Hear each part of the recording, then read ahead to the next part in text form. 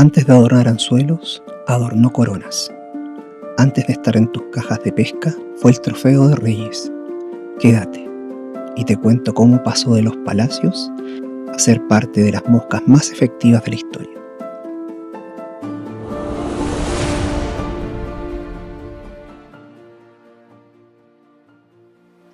Pero sepan que esta historia no comienza en un río. Comienza con un ave que todos conocemos, pero pocos saben de dónde vino. El faisán común, Phasianus colchicus, tiene su origen en la región del Cáucaso y Asia Central. Las primeras menciones provienen de los márgenes del río Fasis, actual río Rioni en Georgia, de donde toma su nombre científico. Los romanos fueron los responsables de su introducción en Europa. Lo llevaron consigo como ave de caza y símbolo de estatus. Durante siglos fue criado en jardines aristocráticos, representado en pinturas y banquetes.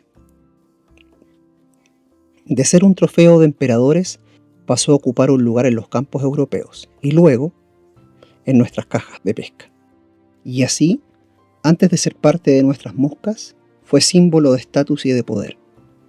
Y acá te cuento cómo esas plumas terminaron en nuestras mesas de atado.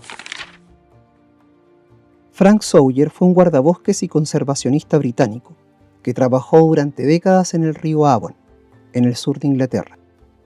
Observando de cerca el comportamiento de las truchas, buscaba una mosca que imitara de forma natural a las ninfas de efémera bajo el agua.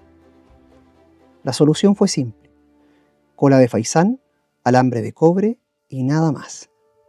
Y así nació la Phaisan Tail Nymph, una mosca minimalista, sin dabe ni sin adornos, solo eficacia pura.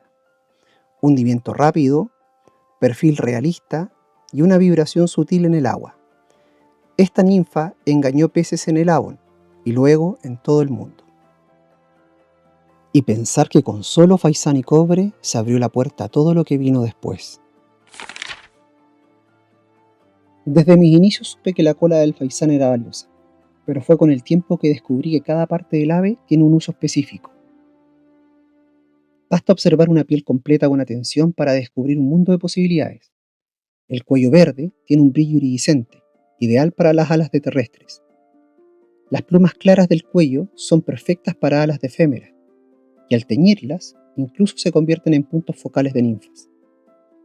Las corazón de almendra, con su forma de corazón invertido, son increíbles para cuerpos de streamers o cangrejos.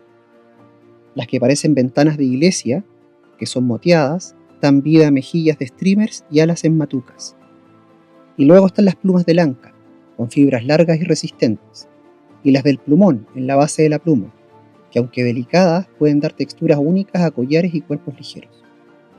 En sí, no hay parte del faisán que no tenga un destino sobre el anzuelo, y lo que se está creando hoy con estas plumas te va a sorprender.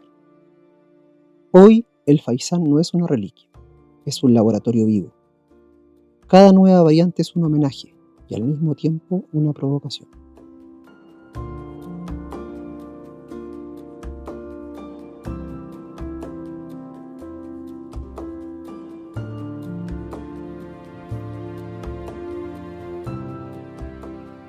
Como puedes ver, el faisán no es solo un material, es un ritual, es historia en cada vuelta de hilo, porque cuando atamos no solo creamos una mosca, recreamos siglos de silencio, paciencia y belleza.